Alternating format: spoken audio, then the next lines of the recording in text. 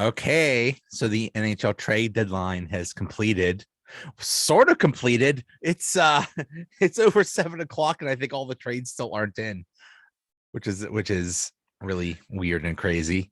I But think the calls anyway, have to be made through or something by 3, and then Correct. they can kind of work it out, which I think is kind of silly. I think that, I mean, it should be done at 3, whatever's in, get it over with, because then you've got games happening now, right? So then we can move on and focus on other things. there should be no games tonight. Yes, there should.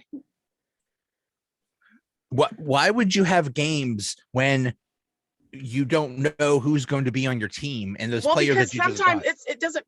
Okay, because that's the that's the excitement of being traded. Like, you could be taken off in the middle of a game. It's happened. We've seen it.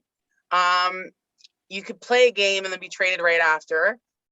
It's just it adds like an element of drama, and I enjoy it. But my main reason about there should be games tonight is because, like, one night, I think it was a Sunday or a Monday a couple weeks ago, there was one game. Last week, I think it was. I don't know. Anyways, and then the following night, there was like 1,400 games on. Now, for those of us that like to watch as much hockey as possible, kind of sucks. You know what I mean? So I think the spatial awareness that the NHL has is pretty bad when they can kind of play more games every night, or evenly kind of manage their schedule better. I don't know. It would be nice. I like the drama. I remember a baseball player getting yanked out of a game. Like, I was watching it. I think it was a Jays game years and years ago. They call the player had to just walked right off the field down in the dugout and was gone. Now they call it hug watch. If you see a player hugging everybody, you know he just got traded. It's hilarious. I love the drama. And I mean, it's happened in hockey too, but not as often. Well, everyone last night, I tweeted last night, I'm like, Flowers being traded because his agent tweeted the flower icon, and I knew he's not just gonna do that. I mean, he is a kind of a poo disturber, for lack of a better word, but I knew he was going. And meanwhile, so many people are tweeting me, well, he's playing, he's not being traded, he's playing right now. And I'm like, okay, let's just be happy Fleury's agent didn't show a picture of him being stabbed or something like that, like he's done before. Oh, that was brutal. I was going to say he's done that before, but let's just acknowledge, because Jen and I were texting earlier today, and she's like, I don't understand the Minnesota trade. I said, yes, I do. Yes, Joe, you do. Why do we understand the Minnesota trade? It took me a minute. Give me credit. Why? So what do you think about the Fleury trade? He's a wildflower now. Bill Guerin wanted him.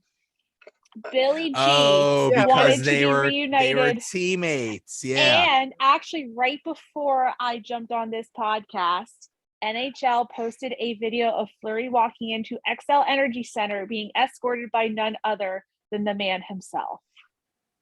I kind of like stuff like that. I like the relationship. I almost cried.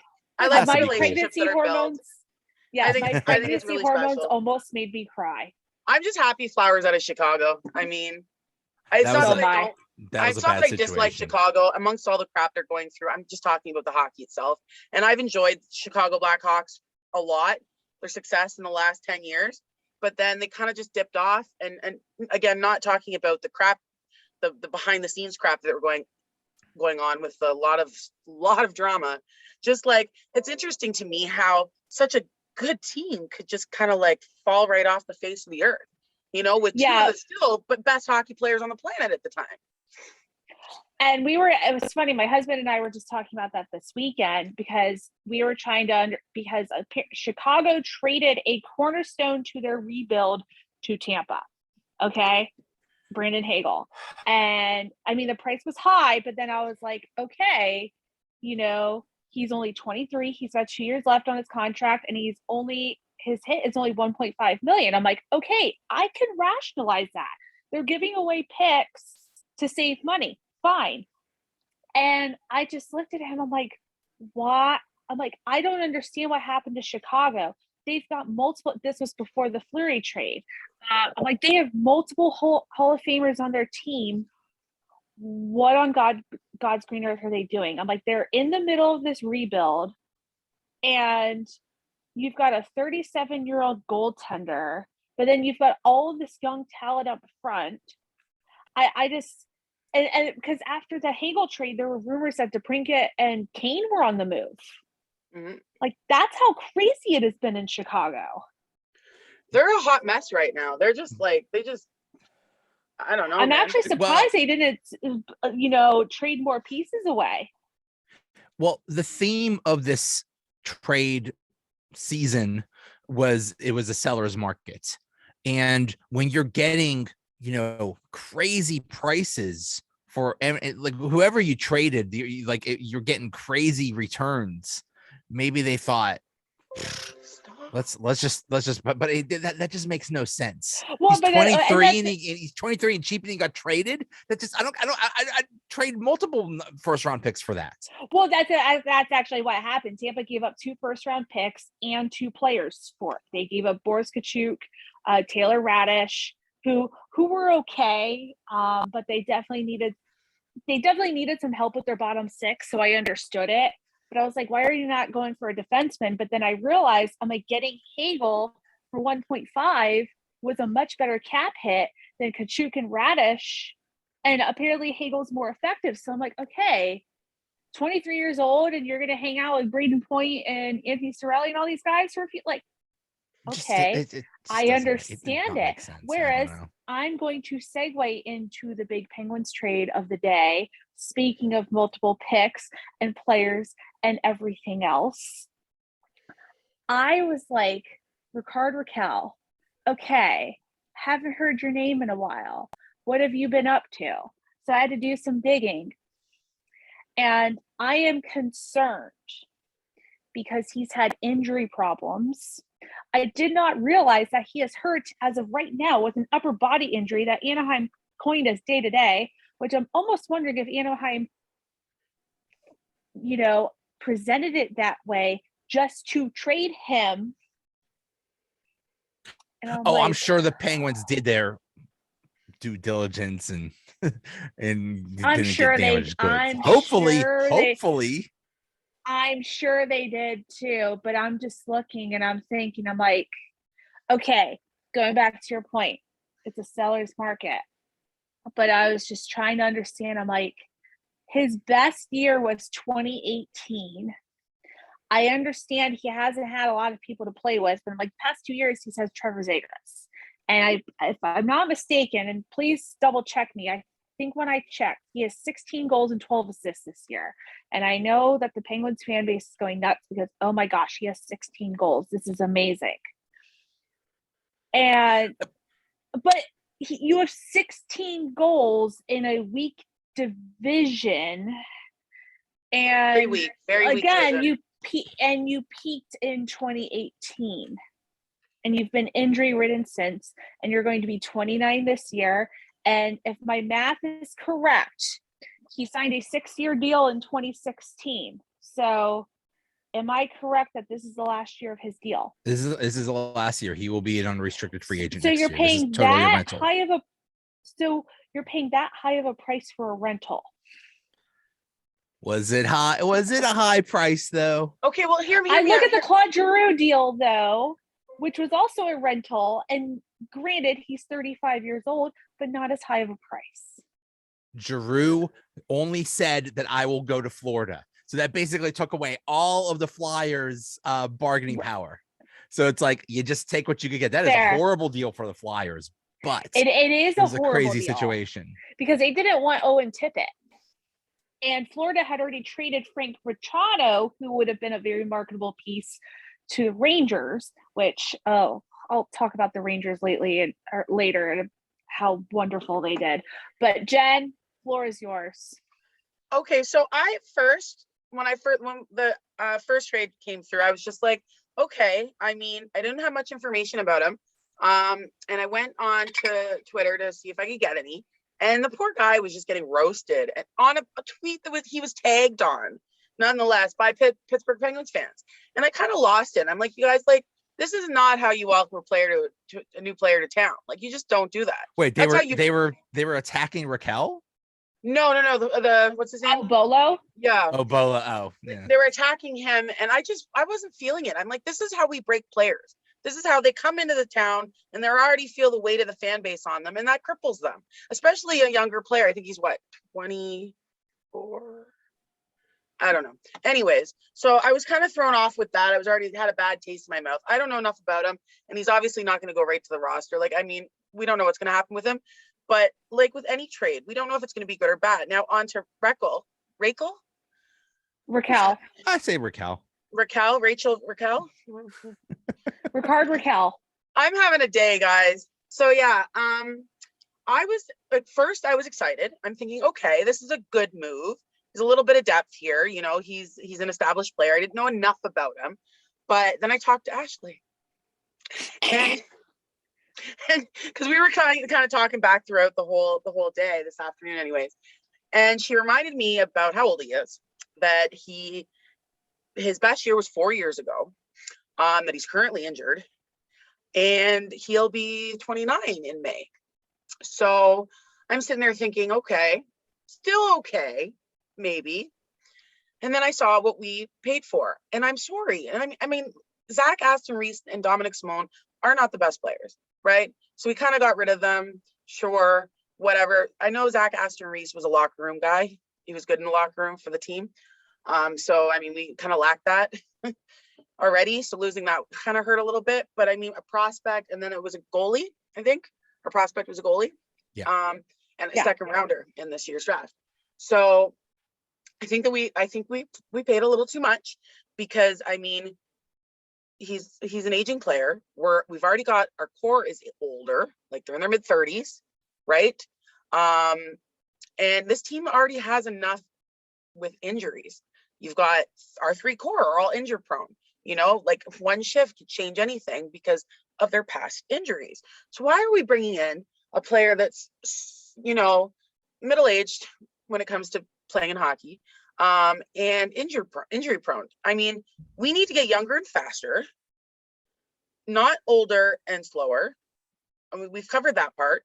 We do not have what it takes to compete against the likes of Carolina, Florida, even the New York Rangers. And I'll let Ash explain that why, because she said it beautifully earlier to me. But I'm not that excited anymore. I'm going to be honest with you, because not only that, so we're assuming that Rakell's going to get plugged in with Gino, but we know it's hard to play with Gino.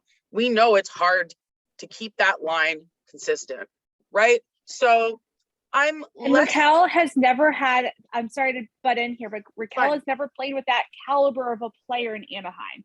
He had Getzlaf,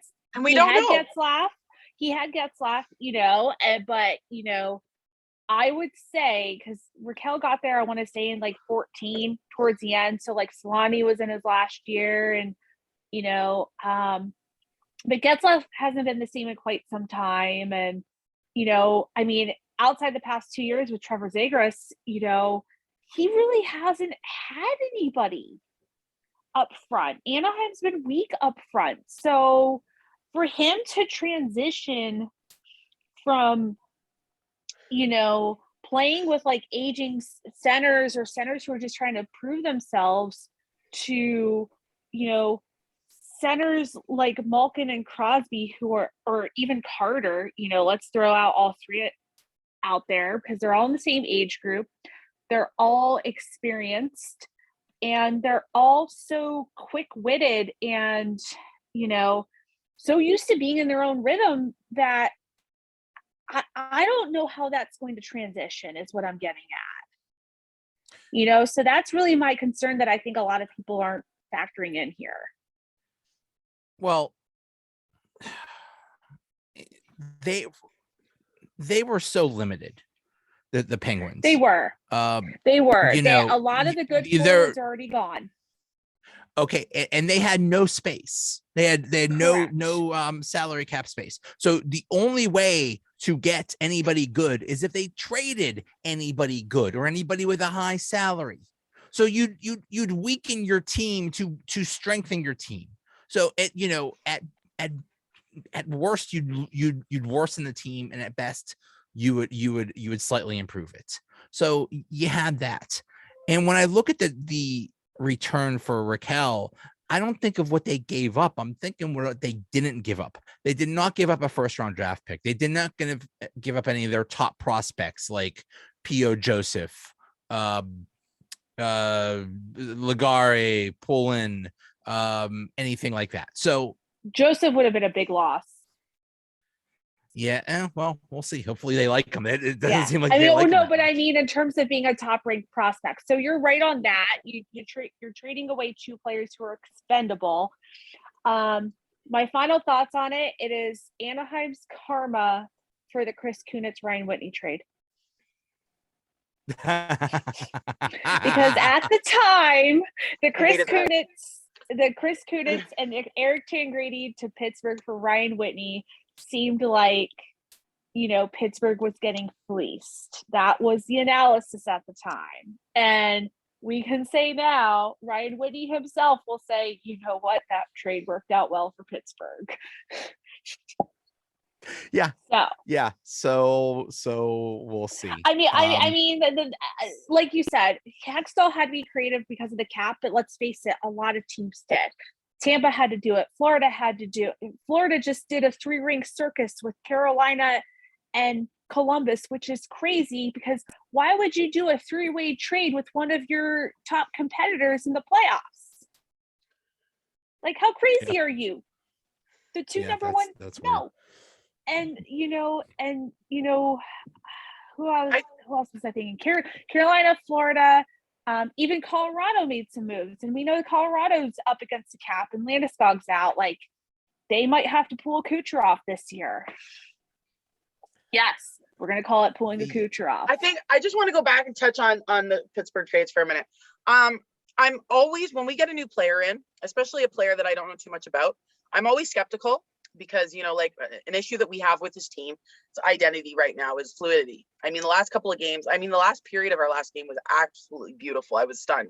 But when we bring in a new player, I'm hopeful. I'm excited because I want to see what they can bring out of our existing roster. And I'd like to see what our roster can bring out of this player. So I'm like skeptical on a trade for the first, 3 to 4 weeks, see how he fits. So at this point, I'm happy. We did something because, we've all been sitting here complaining about Hextall just hiring family and friends and not doing much else. And I'm also really happy that we extended Friedman's contract, which was 2 years, if I'm right. Because I don't know, there's something special about that guy. So yeah, he's an agitator. He's good for us. He's good for us, and he plays with so much heart. He plays his shift like from start to finish, and he's got this energy about him. He's got, like, when he was scratch, I don't know if he was a healthy scratch or whatever a couple of games ago. I was like, what the hell's going on? And I think they're kind of giving the players to let them see what they've got left in them before the trade deadline or whatever. I'm surprised Kapanen's still here. I'm surprised, Zucker's still here, but I don't know their contracts. But Kapanen's looked pretty good the past couple games, and he actually scored a goal. So maybe he did. But if you take the last couple of games to what it's been all season, like, I was a fan of him when he came to Pittsburgh. He brought a life to it, but then it just kind of like dipped out, right? He was just like, what's happening to you? Like, where's the effort? And granted, the last 3 games, he's been visible, very visible on the ice, and it's great to see. But I mean, when players fizzle out, I get leery of them because they can do it again. And we're getting close to playoffs, and we've got a tough division. So it's going to be a tough playoff. It makes you wonder, did he just turn it on because it was near the trade deadline? He didn't want to get traded. That's what I'm thinking, because exactly that's what they do. I feel like consistency wise, despite his injuries, that Aston Reese is a bigger loss because of the defensive aspect. Yeah. So yeah, it was like you guys were saying, it was kind of like a last minute tryout of who's staying, who's going. Yeah. Yeah. We'll see. There was we will find out with those it could be a busy summer. It's going to be a busy summer for us, guys. It's going to be a busy summer. It's going to be, this summer is going to be crazy. Are you sure about that? You really think Hextall's actually going to make moves this summer? Kind of has to. Yeah. I mean, he has to, but that doesn't mean he will. It depends on how we fare in these playoffs. And if if we get past the first or second round, if we make it to the conference final, we won't, but if we do, sorry, Joe, sorry, I'm being You're fine. This No, is you're what fine. this is what I'm if saying. they do make it to the conference final or a good push or even to the Stanley Cup final, they'll keep the same roster. They'll fine tune a few pieces, whatever they got to do, they'll make it work. Because I know for a fact, utmost certainty, that Sydney, Gino, and Letang want to win again, and they've made that abundantly clear to management. And I mean, when you're a superstar, you do have a little say. Trust me, I know of this. I can say with like certainty. So depending on what we do in the playoffs, but if we fizzle out in the first round, like I'm suspecting us to do, yeah, I'm really off today. If we are first round exits, there's going to be some moves in the. Oh, definitely. You cannot do that every single year. Yeah, this is their last chance, unless they go on a deep run. They should be grateful for the new seeding system that the divisions have to play each other instead of the potential of playing an Atlantic opponent, because all 4 Atlantic opponents made moves. Oh, yeah. And I was saying this to Jen earlier, I'm like, even Toronto, as much as I make fun of it, because you knew that Boston was going to make moves. You knew that Tampa was going to make moves. You knew that Florida was all in this year.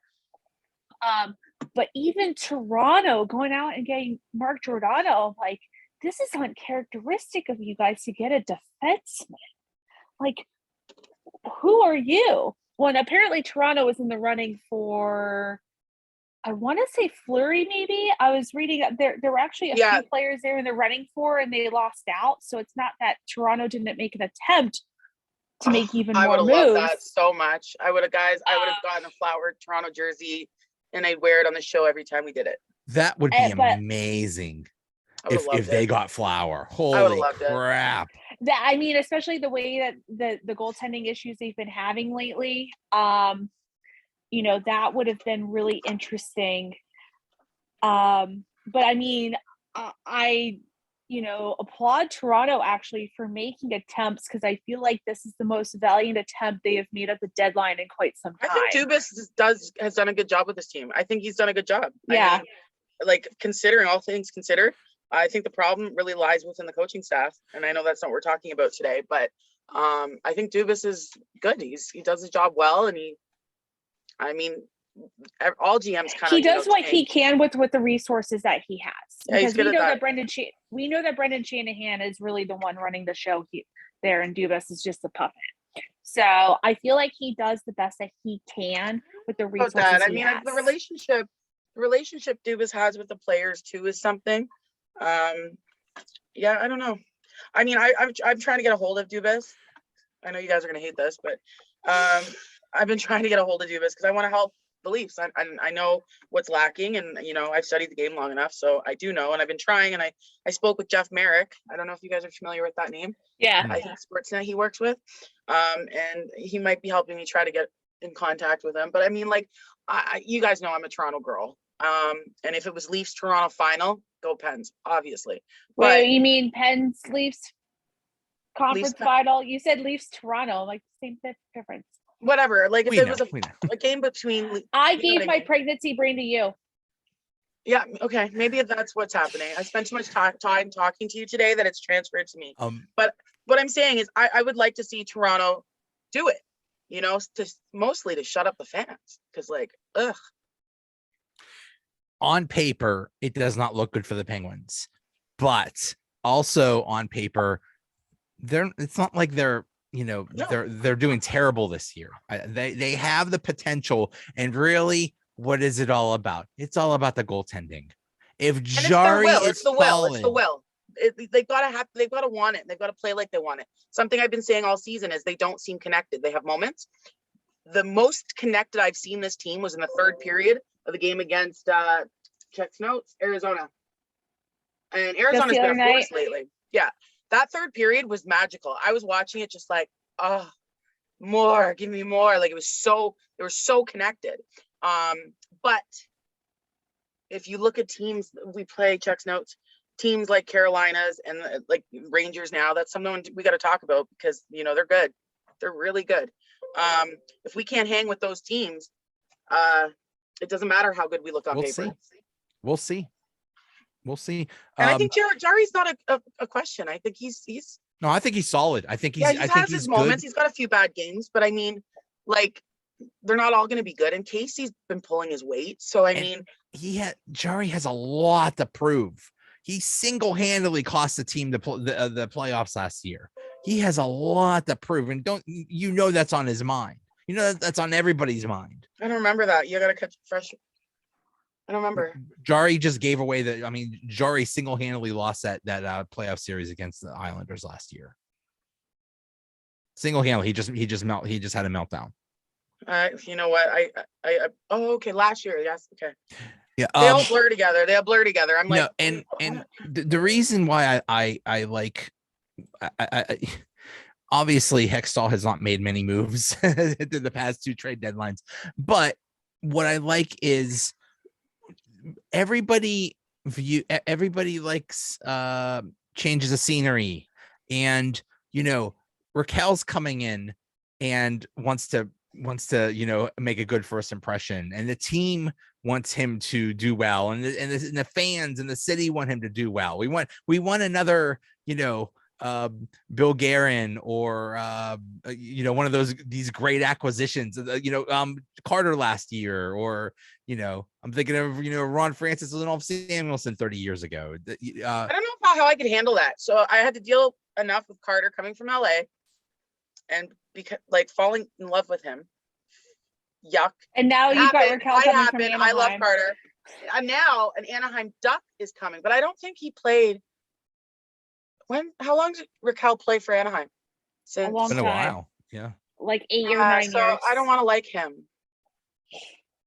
Well, we'll see. I mean, I do. I hope that I hope he pulls his weight. I hope that he you know what, guys? I kind of hope he's a glue guy.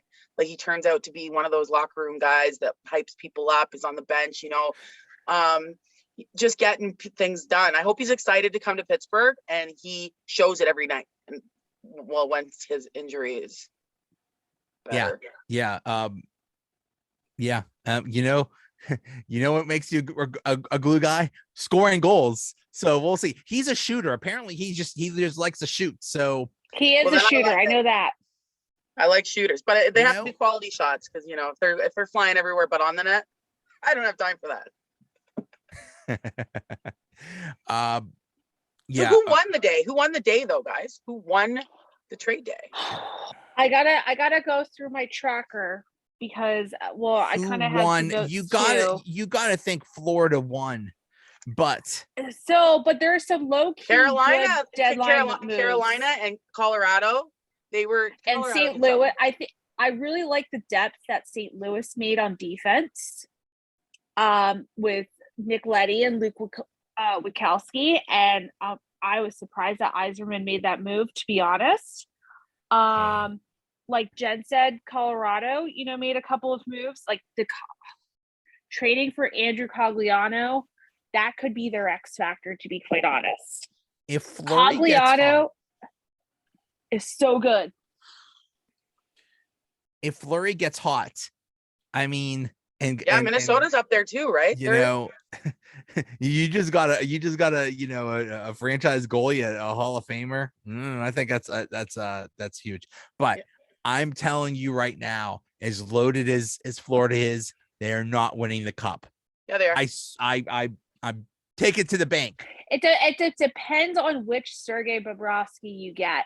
The luxury that Florida has. Oh, that's true. He's kind of flaky in the playoffs. The luxury Florida has is that they have 2 goals. Yeah, Bobrovsky has a terrible track record in the playoffs. If take it from firsthand experience, because I witnessed this in person. Florida went through 3 goalies last year in the playoffs. Yeah. Now, one of those goalies is gone. And then one of their goalies has had injury issues this year. The thing, if I'm a Panthers fan, I'm a little nervous about Bobrovsky, only because Bobrovsky has done the same thing. How old Columbus. Is he? Bob is 34. Ooh, and he tanked last year. Who's their other goalie? Spencer Knight, who's like 21. Well, he could pull a Matt Murray. So I'm telling you, Florida's in. Spencer Knight to me would be, I mean, that's the luxury that Florida has, is that if Bob's not performing in the playoffs, they could pull him quickly, put in Spencer Knight. You've got a 1A. I was going to say, you give goalie. Bob a short leash. You give Bob a short leash, and that's a thing. And that's they're going to put so much pressure on themselves. And when was the last time Florida won a playoff series? It's been a while.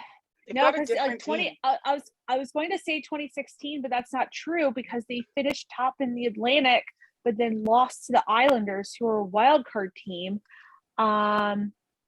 It's been a while. Watch some of their games, Joe. Like, I'm telling you, they're high powered. They are scary. Before the first game of the season started, I always make my picks. I've done it with you guys. I've done it with other people. And I said, Colorado, Florida final. Florida's winning the cup.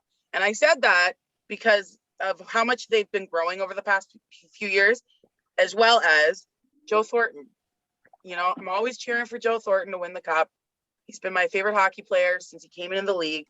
And I want to see it so bad. And then when they added Giroux, I was like, holy crap, this could happen.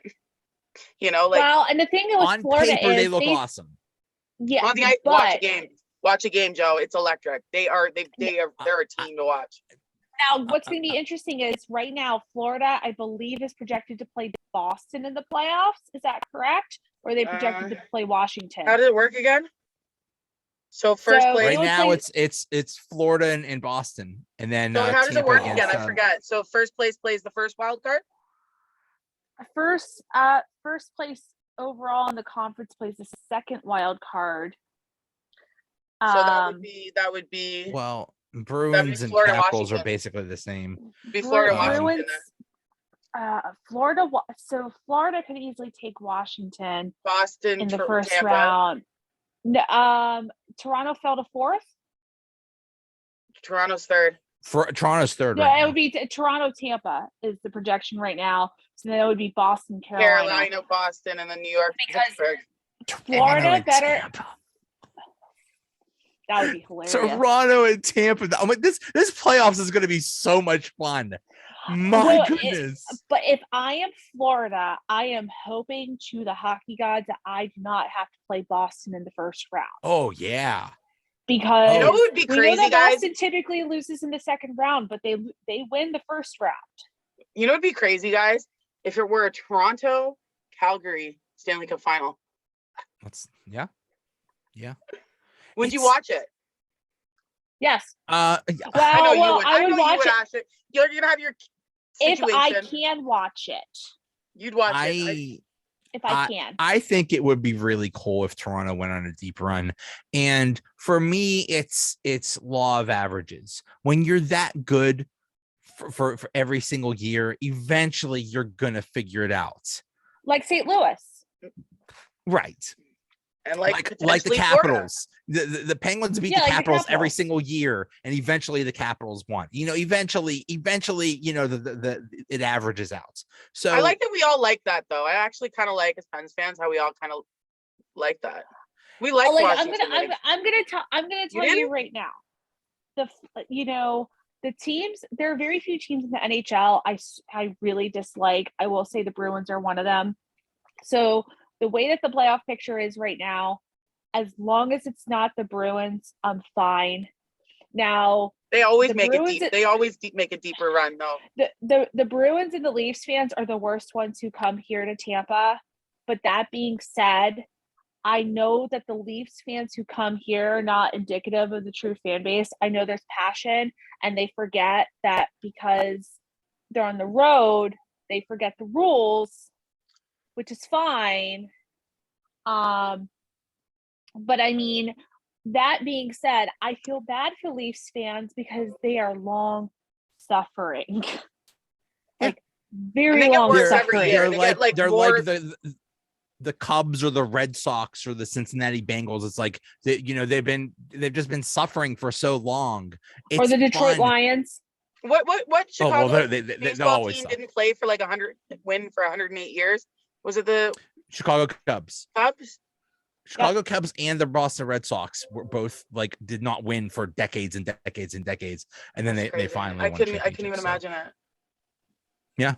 Yeah. I mean, Well, hey, Look at Toronto, me, like until I was a Pens 1967. fan, I didn't witness a Stanley Cup.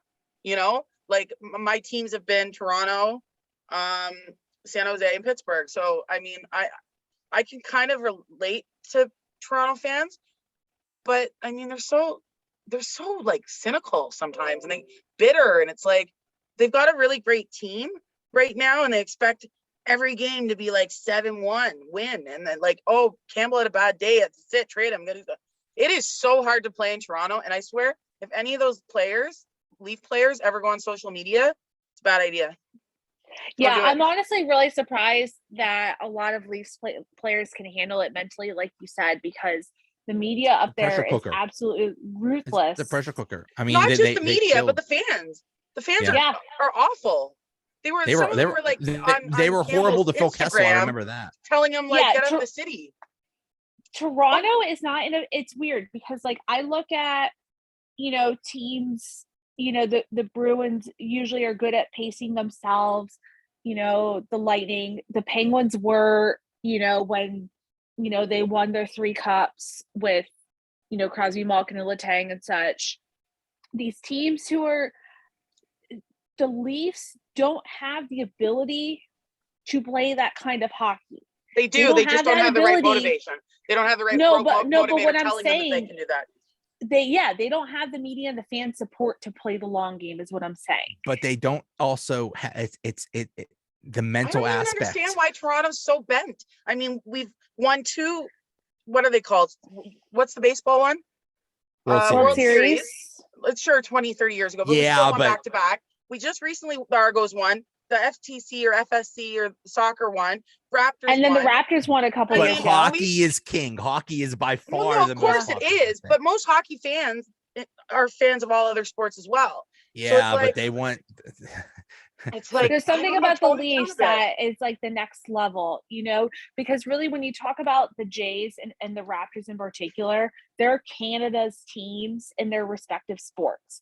The Leafs are like, there's this weird thing with the Leafs, and let's face it, the last time a Canadian team won the cup was what, 29 years ago, right?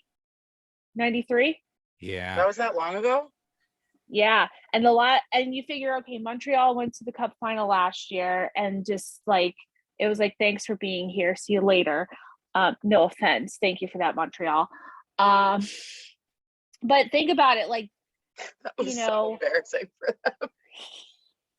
I'm like, thank you for letting me go to game 5. Like, thank you for winning game 4 so I could go to game 5 and witness it myself. Thank you, Habs. Really appreciate that.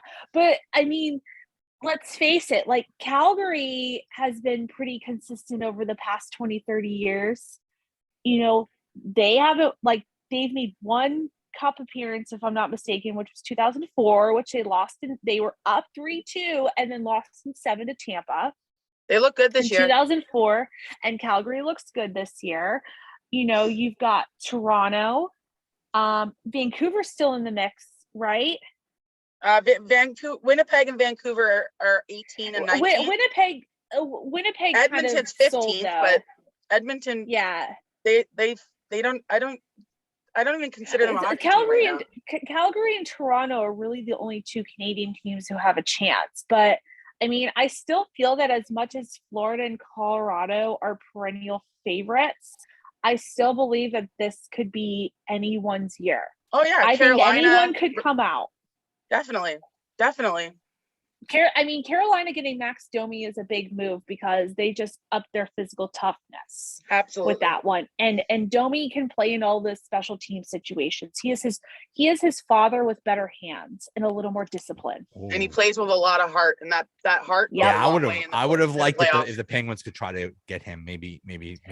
Columbus wasn't playing that game of trading in the division like the Flyers did. Things are weird when the Flyers are willing to trade with the Rangers. Yeah, that's well, weird. That's the thing. It was the Rangers and Pittsburgh going after, right? Braun. What's his first name? Who? Rakell, right? Rickard Rakell. Rickard. Okay, Rickard.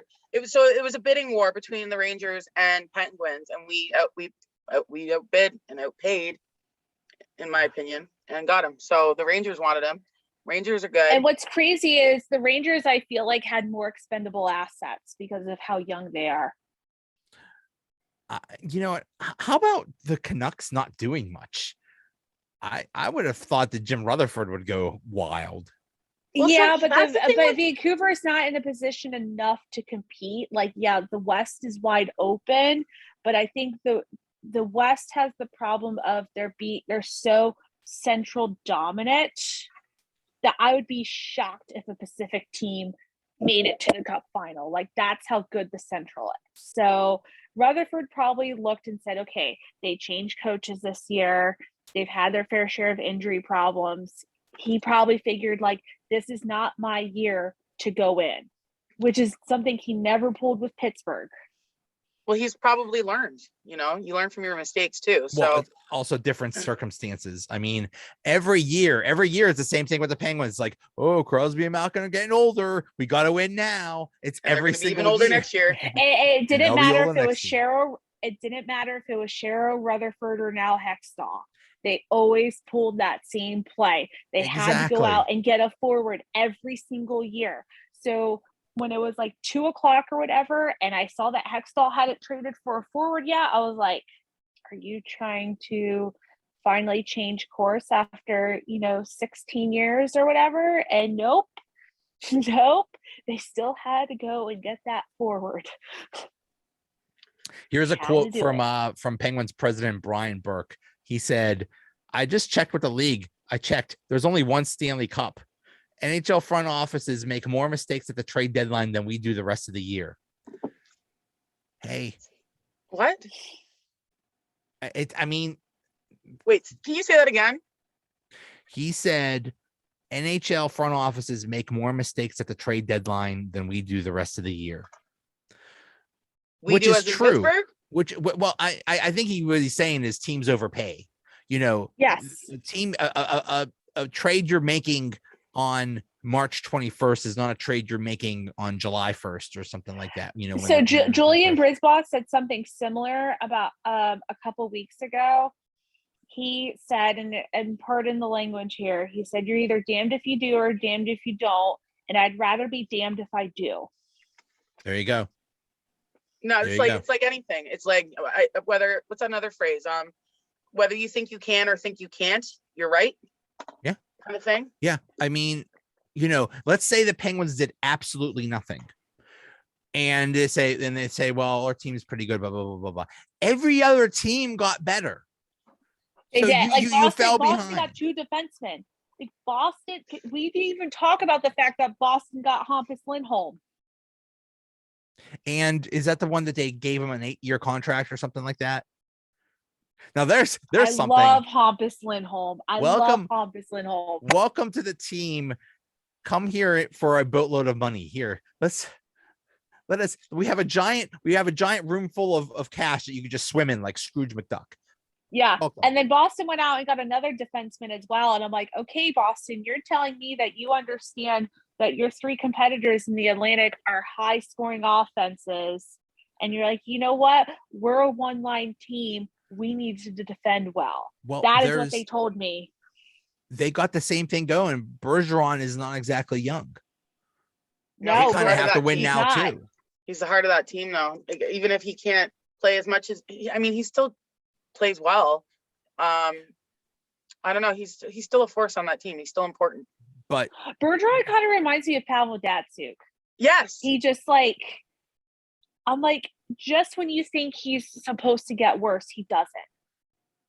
And Datsyuk went undrafted. Just throwing that out there to all those nerds. And I'm throwing out the Datsyuk comparison because they're very similar type players. And I think the comparison's justified.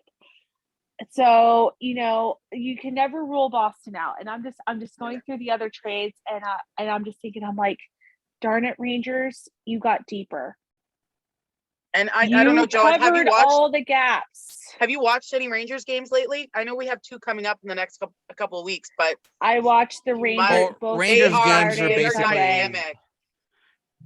Rangers games are basically like, well, we'll just let Chester, whatever the goalie's name is, we'll just let him win this for us. We'll win. Oh, We'll win just this like- 1-0.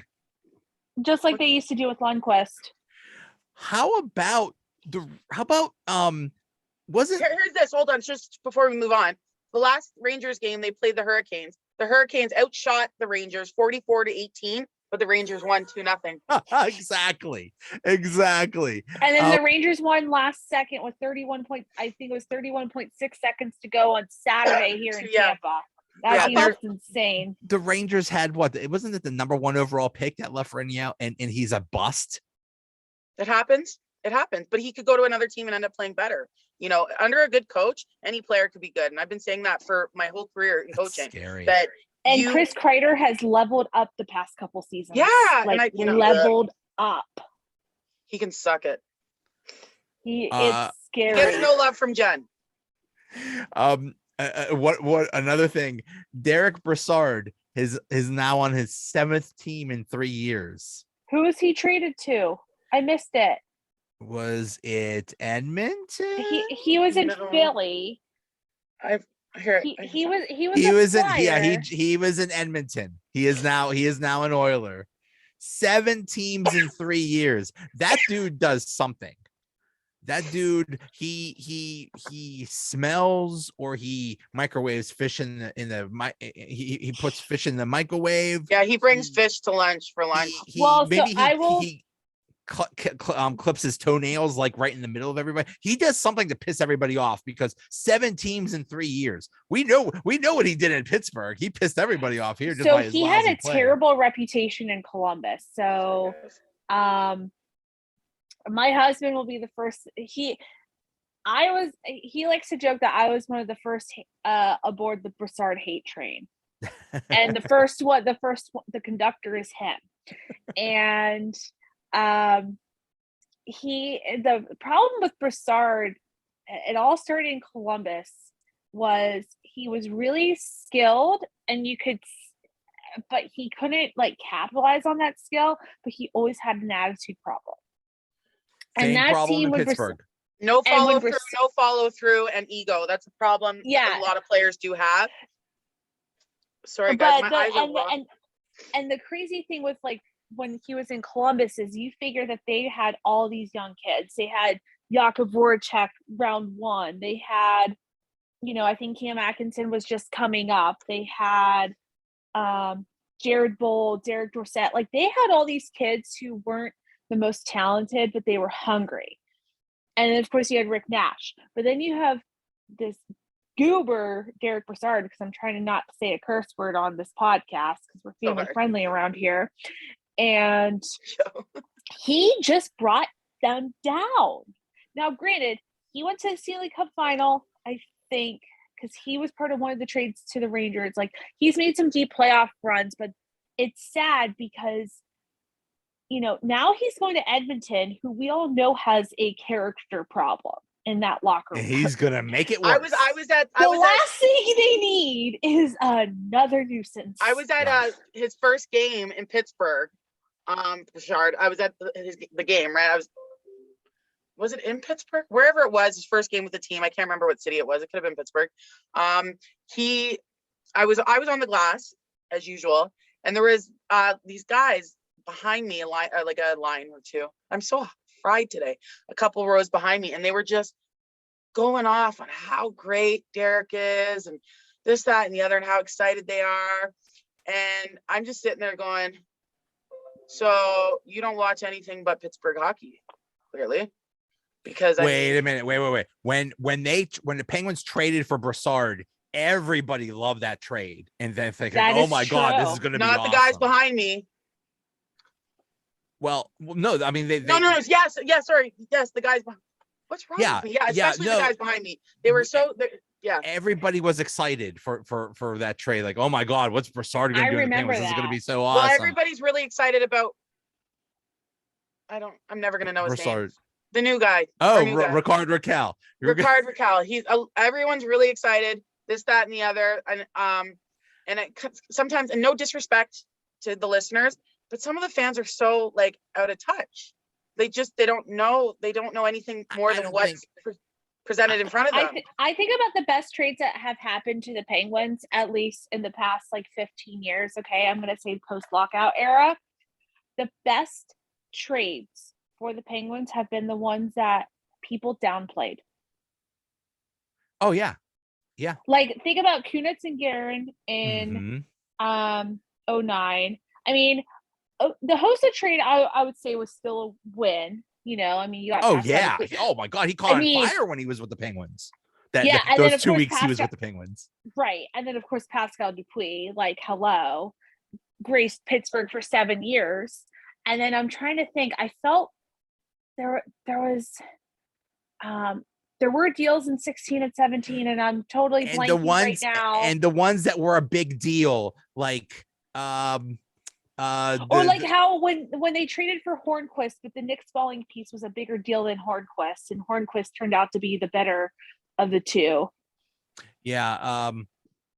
Now I'm thinking of Hall of Fame right winger that we turned into a left wing in 2012. Iginla, yeah. Iginla, the ones that we make a big deal about are the ones that fizzle out, but the ones that are low key are the ones that. And this is low key. This is not. And I would say the only exception was really Phil Kessel. We all knew that Phil Kessel's personality was going to work. We knew that James Neal had to go. Well, they had that year gap between Neal and Kessel. But yeah, for the most part, the ones that have been downplayed, the ones that have been, I think the problem with the Rakell trade though is not necessarily being downplayed because they're marketing him as a top 6 guy. Whereas when like Guerin and Kunitz came in, for example, I remember the analysis was, well, maybe he could be on Sid's wing. We don't know. They'll go wherever. They're depth guys. The Kunitz trade was actually the Tangradi trade. And by the way, we got this Kunitz dude. It was all about Tangradi. It's like, oh my God, we got Tangradi. He's going to be awesome. That is correct. The Hossa trade actually was the Dupuis trade, but still, I mean, Hossa, those 6 days that he was with the Penguins, he was awesome. The Hossa Dupuis trade was a bigger deal because you lost 2 guys who came up who won the hearts of Yinzers, and that would be Colby the namesake Armstrong of my niece, Colby Armstrong, and then Eric Christensen. So that was gut-wrenching for a number of reasons because, the Penguins were just coming out of that rebuild, right? But yeah, looking back though, like we've said, the players who have had the best impacts, like Matt Collins of the world, have been the most downplayed. Yeah. Listen, if this works, it's like a perfect puzzle piece. If Malkin and Rakell can gel and be like a good scoring tandem, and then that will put everything else. Then you keep Crosby, Gensel, and Rust together, and that's an awesome line. Then you have Carter, Rodriguez, and Kapanen on the third line, which is not a bad third line. Say this again. You have so here's your lines if quote unquote everybody's healthy. You got Crosby, Gensel, Rust. That's your first line. Hold on. I want to write this down. Just because I'm gonna do something after, not today, but I want this. Yeah. So second line. Malkin, Rakell, and Zucker when he gets healthy. Right now it's Heinen. Okay. Third line, Carter, Rodriguez, and Kapanen. Carter. You saying it backwards. Kapanen, Carter, and Rodriguez. Rodriguez. Okay. And then the fourth line is Boyle, Bluger, and McGinn when he's healthy. So who's the odd man out when Zucker comes back? Zohorna, and you got to figure out a place where Heinen gets in, but Heinen can go into third line also. Boyle could be the odd man out on the fourth line or something like that. Which I'm gonna say this. I know Boyle's older, but Boyle's a guy you want for a deep playoff run. Definitely. He has been a godsend this year. But I mean, especially in a deep playoff run, he's that bottom 6 guy who's going to go to the dirty areas and who's going to fight all the battles. So that's what you need. You need it. Yeah. Yeah, he But potentially could be awesome in the playoffs. yeah, and that's the thing is, I'm just trying to figure out, did they get Rakell thinking that they said that Zucker is supposed to be back soon, but did they get him to thinking that maybe he wouldn't be back? It's possible. No, he's listed as day to day. If I was a Penguins, I would have Kucherov Zucker and kept that salary. But Rakell is listed day to day, so Yeah, well, but like I said earlier, I think Rakell's listed day to day. We don't know the extent of his injury. It could be longer. It could be Anaheim decided to list him day to day to make him tradable. That's you don't can't do that. You don't do that. You don't trade damaged goods. No, the Penguins could easily claim damaged goods and get the return back. I understand that. I understand that, but who's to say it's not the case if they say, well, we didn't know. Yeah, we'll see. If if it turns out to be like a long-term injury where Rakell has not played at all, like for the Penguins, I could. That's a problem. If we were lied to, I'd fight too. And that's the thing and that's the thing I'm concerned about. It's like, okay, you're trading for a guy who knowingly has an upper body injury. I'm gonna throw up. Well, okay, so we'll wrap it up and just say the biggest problem, or one of the biggest problems with the Penguins, was secondary scoring, and Rakell could fix that. He could also make it worse, so we'll see. But he could be the missing piece. He could finish the puzzle, or he could flip the table. He brings that energy. I honestly don't think we had any missing pieces. I just think we lacked, connection. I think our team's good when they're flowing, as is. But it's not up to me to decide who comes and goes. But I think that if the biggest concern we still have is fluidity, and if we cannot find that connection that we showcased in the third period against the Coyotes, we're going to struggle. But if we can build off that and keep that going, this team could go all the way. Yes, there's 19 games left in the regular season. Let's figure this out. Let's see how everything goes. But I just want the playoffs to start already. Okay, we got past the trade deadline. Now let's just fast forward to the playoffs. Let's go. No. We need the time to flow. Figure out I'm so good today, guys. I'm good. Play with our puzzle pieces. Yeah, we still got to work on building, momentum and the fluidity and the connection and playing passion hockey, like having fun, being out there playing with heart, not just going through the motions. I mean, our turnovers are still a huge issue. I don't know if you're paying attention, but this is a huge issue, and there's so many each night.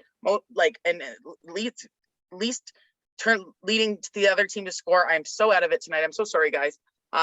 Turnovers are an issue, and fluidity. But if we can, work on those two things and fit Rakell, I got it right, into that nicely, this team could be a force. But I still think it could have been a force without him. See, you got it. You got his name. All right, we're making progress. I forgot his first name. Rickard Rakell. Like Pickard. Rickard. Pickard. Yes. Rickard Rakell. Rickard Rakell. I'm gonna call him Racket. Okay. That's his name. Racket. There we go. All right. All right, guys. This is. Thank you. This was fun. We could do this all night, but anyway, we won't.